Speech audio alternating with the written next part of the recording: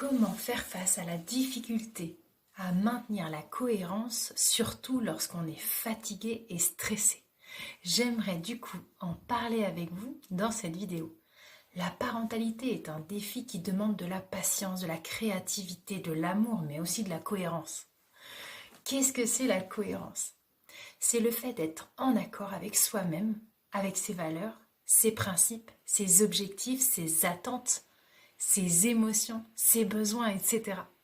C'est en fait le fait d'agir en conséquence de manière constante et prévisible en respectant ses propres règles et celles des autres.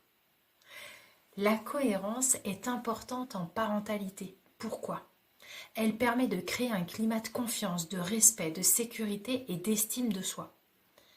En fait, entre les parents et les enfants, il faut un pont, une communication, un développement d'apprentissage, de communication. Les enfants ont besoin de repères, de limites, de sens, de reconnaissance. Et pour grandir et s'épanouir, ils ont besoin de tout ça. Les parents, eux, ont besoin de se sentir compétents, sereins, valorisés. Tout ça pour accompagner et soutenir leurs enfants. Maintenir la cohérence n'est pas toujours facile, surtout lorsqu'on est fatigué, stressé, énervé, débordé. Il peut arriver qu'on perde le contrôle. On peut se contredire, on cède, allez, vas-y, fais ton truc. Si on se dispute, si on se décourage, ces situations, elles peuvent être source de frustration, de culpabilité. J'aurais jamais dû lui dire oui, mais je lui ai dit oui parce qu'en fait, j'en pouvais plus.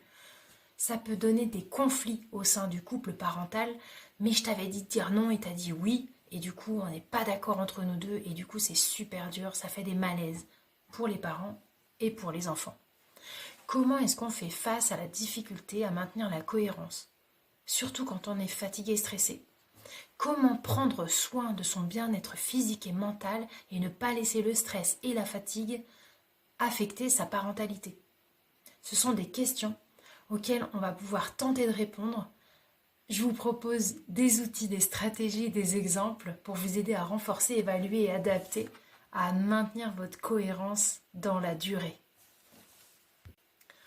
Pour évaluer son niveau de cohérence, il existe plusieurs outils qu'on peut utiliser.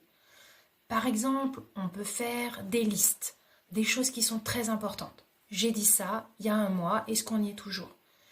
Il y a des choses qui sont très importantes pour moi. Ça, j'avais dit non, jamais. Et ça, j'avais dit oui, pourquoi pas. Et donc, on va regarder la clarté, la cohérence, la congruence, la prévisibilité. Et ces outils, ils peuvent être trouvés sur Internet, dans les livres, dans les magazines. On peut les faire ensemble. Bref, vous allez y arriver. Le plus important, c'est de se poser des questions. C'est de se faire confiance, de s'écouter, de se connaître. Quelles sont mes valeurs à moi, mes principes, mes objectifs, mes attentes, mes émotions, mes besoins en tant que parent? Posez-vous ces questions. Prenez un papier et un crayon. Est-ce que c'est clair? Est-ce que je suis réaliste? Est-ce que c'est adapté? Est-ce que j'ai déjà partagé ça avec quelqu'un? Est-ce que j'en ai déjà parlé? Comment est-ce que je peux l'exprimer? Est-ce que je les respecte? Est-ce que je les fais respecter? Ces questions, elles peuvent être posées régulièrement à une amie, à un parent, à quelqu'un qui ne sera pas jugeant, avec une puéricultrice par exemple, avec qui vous pouvez échanger pour savoir si vous êtes aligné avec ce que vous proposez. Ça peut être aussi utile de solliciter des feedbacks, c'est-à-dire de demander l'avis, le ressenti, le point de vue de personnes en qui vous avez confiance.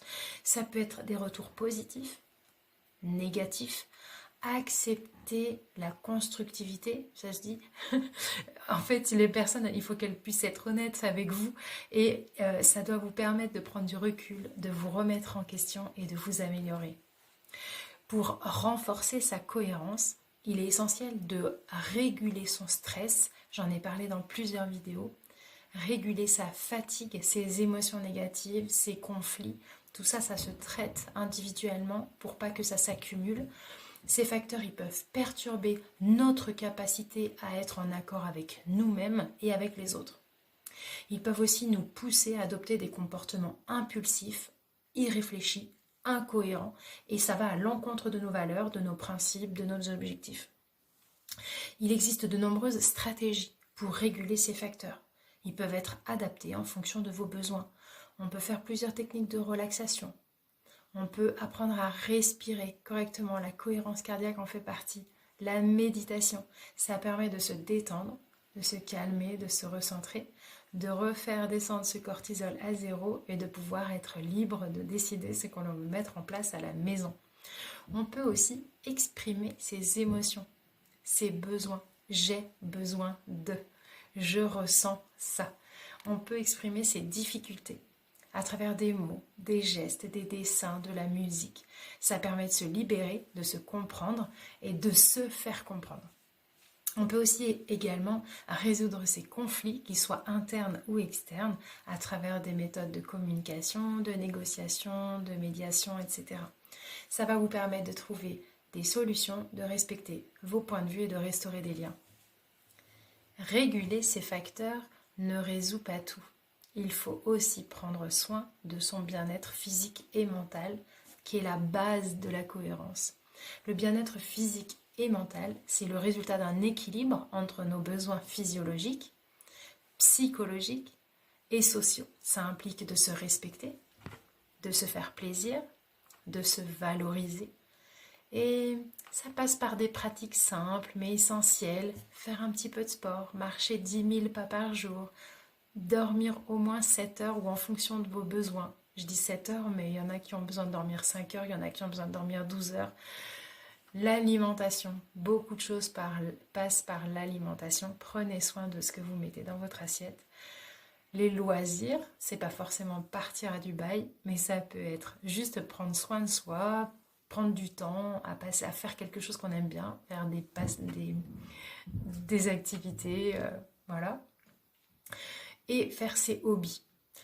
Les pratiques, elles permettent de se sentir bien aussi dans notre corps, dans la tête, dans sa vie. Et ça contribue à renforcer notre confiance, notre estime, notre motivation.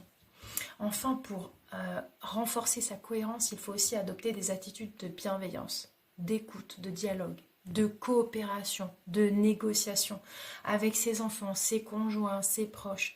L'attitude, elle permet de créer un climat harmonieux, respectueux et positif.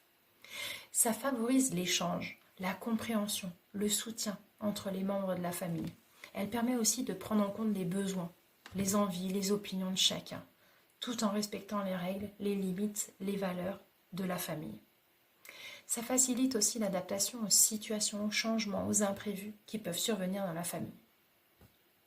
La cohérence, ce n'est pas être rigide, ce n'est pas fixe, c'est pas immuable. La cohérence, c'est une capacité aussi à s'adapter, à innover, à évoluer, à se remettre en question. Il peut y avoir des changements. Il peut y avoir aussi les enfants qui grandissent. Du coup, les règles, il faut qu'elles évoluent en fonction de l'enfant. Donc, ce n'est pas être incohérent, c'est être réfléchi. Ces situations, elles peuvent être des changements, des imprévus, des difficultés, des opportunités qui nécessitent de réajuster sa cohérence sans la perdre ni la renier.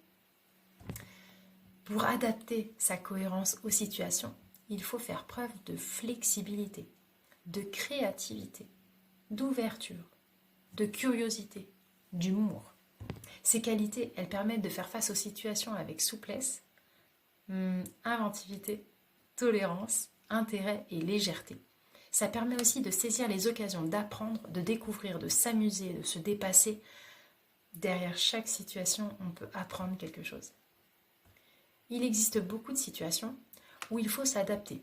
Par exemple, quand on part en vacances, un déménagement, une séparation, une maladie, un deuil, une naissance. Bref, les situations, elles peuvent avoir un impact sur la famille, des changements de lieu, de rythme, de mode de vie, de composition. Enfin, il y a plein de changements qui peuvent arriver dans une vie, mais vous devez rester cohérent. Pour faire face à ces situations, il faut se renseigner, se faire accompagner, se faire aider. Ces actions, elles permettent d'être préparées, de se rassurer, de se soutenir, de se soulager face aux situations. Elles permettent aussi de trouver des ressources, des conseils, des solutions. Il y a peut-être déjà quelqu'un qui a vécu cette situation. Partagez ça avec quelqu'un. À plusieurs, on a plus d'idées et du coup, une personne, ce qui a marché pour elle, marchera peut-être pas pour vous, mais du coup, vous allez peut-être pouvoir réfléchir en parlant avec une autre personne. On a vu ensemble toutes les possibilités pour garder cette cohérence, quels que soient les événements qui arrivent. La cohérence, elle évolue, elle s'adapte, elle fait face aux situations qui se présentent dans la vie familiale. N'oubliez pas que la cohérence, c'est pas une perfection, ni une obligation, ni une contrainte. La cohérence, c'est un choix, une envie, une liberté. La cohérence, c'est une façon aussi de vous respecter, de vous faire plaisir, de vous valoriser. La cohérence, c'est une façon aussi de vivre en harmonie avec vous-même, avec les autres, avec le monde. Pour maintenir votre cohérence dans la durée, il faut aussi faire un travail régulier, une remise en question, une évolution. Mais il faut aussi prendre le temps de se féliciter, se récompenser, se valoriser pour vos efforts, vos progrès, vos réussites. Vous pouvez aussi vous offrir des cadeaux, des compliments, des moments de détente. Vous pouvez aussi partager vos expériences, vos témoignages juste en dessous parce que vous pouvez être aussi une source d'inspiration pour tous ceux qui galèrent. Vous pourriez être une aide précieuse. Merci à tous.